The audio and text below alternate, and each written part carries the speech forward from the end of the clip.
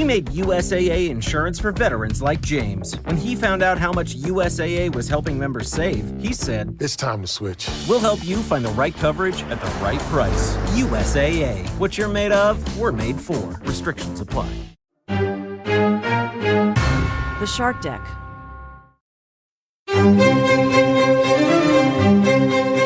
Hello and welcome to Palace Intrigue. I am your host, Mark Francis. When Harry solos at the Coronation, who will he hang out with? The Daily Mail thinks the answer might be good old Uncle Ed. Edward is the royal that seems to somehow stay out of the tabloids. You know, Charles' brother, the low-key one. Uncle Ed is one of the few royals that Harry has not attacked. The Mail reminds us that the Duke and his wife Sophie were seen chatting with Prince Harry and Meghan at Westminster Abbey at the Commonwealth Day service in March 2020.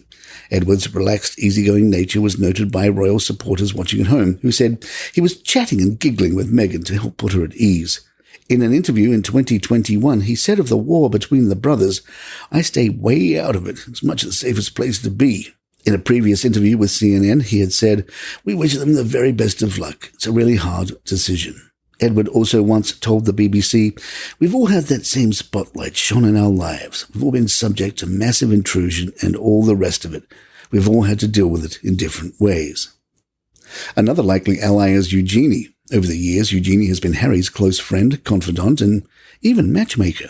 Author Nigel Crawthorne explains she had to deal with the embarrassing headlines of both her father and mother. Harry had to deal with his share of headlines too, and this bond between them was a great consolation for them. Omid Scobie's book, Finding Freedom, said, "Out of all the Queen's grandchildren, Harry and Eugenie have one of the most natural connections. Like Harry, Eugenie is loyal, honest, and great fun."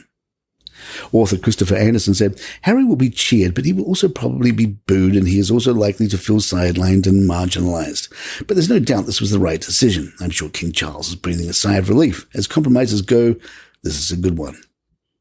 One has to wonder, however, how Meghan feels about all this. Does she fully support Harry's decision to go solo, or did she beg him to stay behind with her and the children in Montecito? Was this a bone of contention between them? If this was a decision made jointly, then it shows a level of maturity and unity in the marriage that is to be admired. Overshadowed by Harry's decision last week was this item from Sky News. The Queen had given permission for both William and Harry to serve on the front line. The Queen said, "My grandsons have taken my shilling, therefore they must do their duty." However, Sky News adds, it was decided at the time William would not take part in combat given his closeness to the throne and the risk this posed, while Harry would. The revelation is part of the ITV documentary The Real Crown Inside the House of Windsor, which follows the lives of members of the royal family, which will be out on the 20th.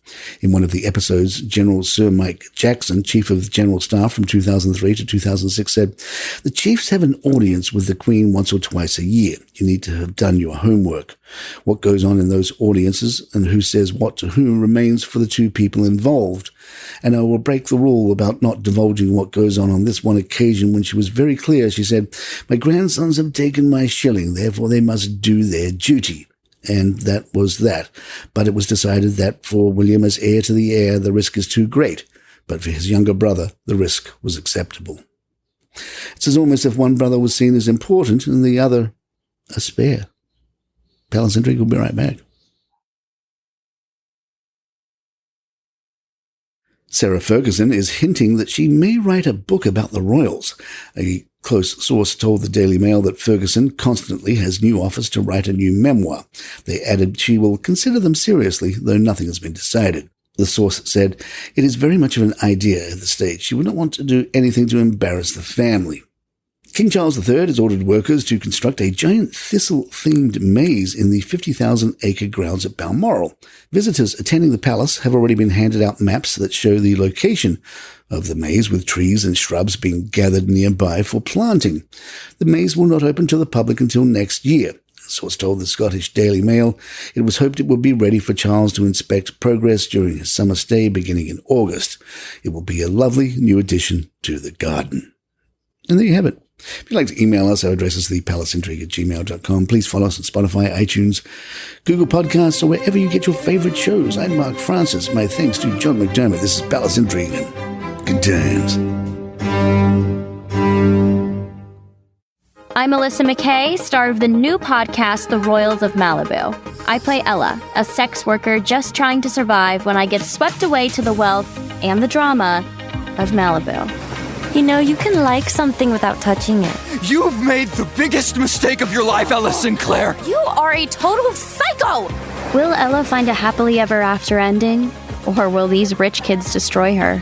Fall in love with the Royals of Malibu on Apple Podcasts, Spotify, and wherever you listen to podcasts.